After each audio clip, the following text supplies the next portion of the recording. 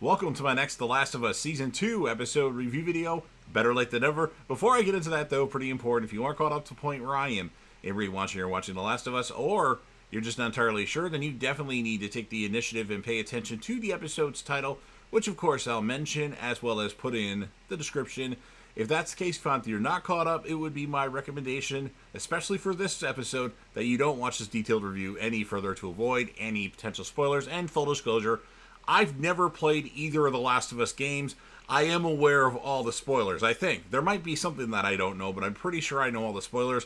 I've already watched all of Season 2 thus far, but I wanted to go back and do review videos, detailed review videos for all of you that like the show The Last of Us. That way it kind of helps me. That way I know the beginning and end already, and then I can focus more on writing my review rather than paying attention to the episode. So, like the show a lot. The trailer for Season 1 intrigued me, so that's why I started watching the show. So, with all that said, this will be The Last of Us, Season 2, Episode 2.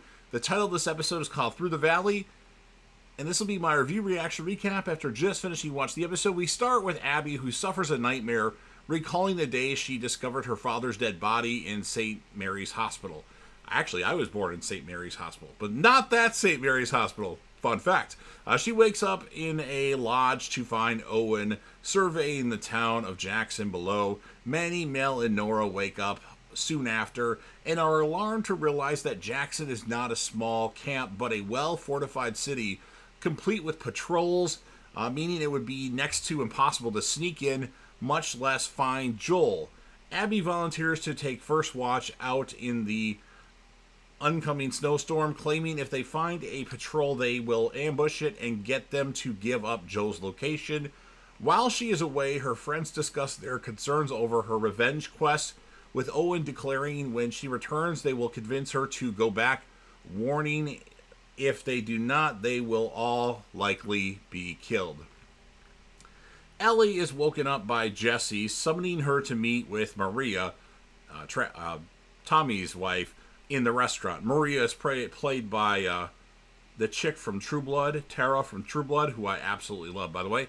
And he inquires about her fight with Joel the previous night and playfully teases her about the kiss with Dina, admitting he doesn't mind. They walk through Jackson to find it on high alert on top of Ellie's story of the intelligent infected.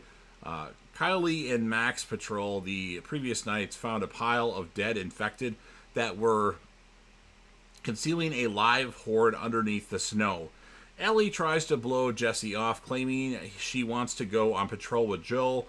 Much to Jesse's surprise, Ellie admits she and Joel are in a rough patch, but they still have their history together, and she would rather stick with him on patrol. Jesse reveals that Joel had left an hour earlier with Dina. Tommy leads a meeting in the restaurant, reminding the town of Jackson hold their emergency plan. If the alarm is rung, all non-combatants are to barricade in the basements and cellars, while the rest will take to the rooftops with guns. He also jokes that they should not hide in the forest, as Vanessa suggested, and to make sure they all keep the safeties on their weapons active so not to repeat an accident like Earl had the previous week when he shot himself in the leg. After the meeting finishes, Maria sends Benji to be with Tommy, while she takes Ellie over to the expo station, where Seth apologizes for his homophobic slur and offers Jesse and a stone-faced Ellie steak sandwiches for their patrol. As Jesse and Ellie head out, they notice the oncoming snowstorm, but Jesse claims it will only be in the mountains. Abby is about to head back to the lodge when she spots one of the patrols, it's Joel and Dina, and starts venturing down to intercept it. Out in the field, the patrols begin encountering the snowstorm, which turns out to be worse than forecasted, and begins messing with their radio signal. So Jackson's radio operator, Amy, recalls all the patrols. Jesse and Ellie are too far to safely return, so after storing their horses in a stable, they shelter in place in a abandoned 7-Eleven, which Ellie is amazed to discover contains a homegrown marijuana lab. Jesse reveals that this belonged to Eugene, who was his old patrol partner. Ellie is surprised to discover a Firefly pendant, indicating that Eugene was a Firefly. Jesse explains Eugene had quit in 2010 due to getting tired of people. They comment on how Joel had to put down Eugene after he was infected. Abby going down the mountain turns into trouble when she encounters one of the fields of frozen dead infected at the base of the hill. The live infected beneath dig themselves out, revealing an entire horde, which immediately begin to chase Abby through the forest. Abby makes it to the abandoned copper mine, where she narrowly escapes the horde through a passage between a wall and a collapsing fence, just out of the video game, I'm told. Just as one infected catches up to her, Joel kills it, picking her up and helping her escape the horde. They reach Dina with the horses. Hearing Dina say Joel's name, Abby refrains from taking action as Joel and Dina discuss whether to go back to Jackson or remain in the mines. Abby proposes they can go up to the lodge in the mountain where they can regroup and get more weapons to fight off the infected. Tommy learns from Amy that Joel and Dina are the only patrol who did not respond to the recall or reported sheltering in place. Jesse and Ellie hear this over the radio and immediately venture back into the storm to try to find them. Meanwhile, a construction group continuing work in Jackson Fields, the pipe full of roots, and start to clear it out, only to discover their horde that the cordyceps tendrils. The disturbed tendrils draw in the horde, which begin their attack on Jackson, breaking off from chasing Joel, Dina, and Abby. A watchman notices the horde charging in the distance, informing Tommy and Maria, who sound the bells to warn the others to prepare for battle. Jackson goes into high alert. They barricade the gates with forklift trucks and tractors and mount a defense. Tommy leads many of the citizens atop the main gate, rallying them. The horde reach the gates, smashing into it relentlessly. Tommy orders the citizens open fire, starving the infected off at the gate, at first with a barrage of bullets and oil-filled barrels, which they set alight.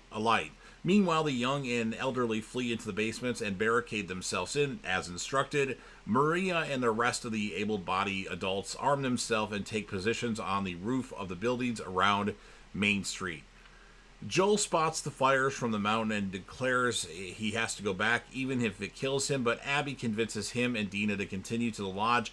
Eventually, the infected break through the wall with help of a bloater, quickly overrunning the streets. The gunmen open fire and Tommy repositions on Main Street, acquiring a flamethrower in the process. Amidst the onslaught, Tommy spots the bloater approaching the building where Maria is stationed and draws it away, bravely engaging it with a flamethrower and eventually managing to burn it to death just as he runs out of fuel.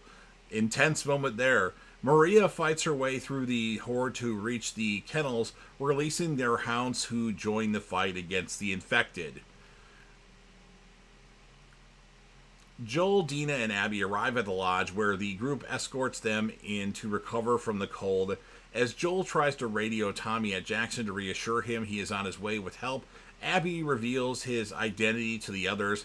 Immediately, the group turns hostile and hold Dina and Joel at gunpoint. Abby orders Mel to sedate Dina as Nora disarms Joel. After revealing their identities as former Fireflies from Salt Lake City, and Joel admitting he is the one they are searching for, Abby shoots Joel in the leg with a shotgun and makes Nora tourniquet his wound. She explains that in the massacre at the hospital, he killed a doctor whom she reveals to be her father, which we already knew. But in the video game, apparently that happens way later. Like, we just thought Abby killed Joel for no reason. Realizing what Abby wants, he nods at her statement that what he did was wrong. However, as she begins talking again, Joel interrupts her rant while she gets a golf club, yelling at her to shut the fuck up and do it already. Abby tells him he does not get to rush this and begins to brutally beat him with the golf club. Ellie discovers Joel and Dina's horses outside the lodge and ventures inside, only to spot Joel near death as Abby continues her attack. Her attempt to intervene is stopped by Nora and Owen. She pleads with Joel to get back up while Owen demands that Abby end it.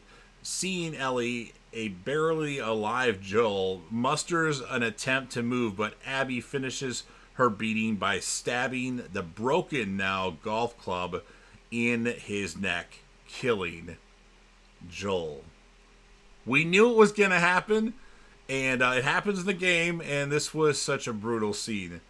Ellie swears she will kill all of them. Doing this causes her to get kicked in the chest. Abby's group departs from the lodge, leaving her to crawl over to Joel and weep over his dead body.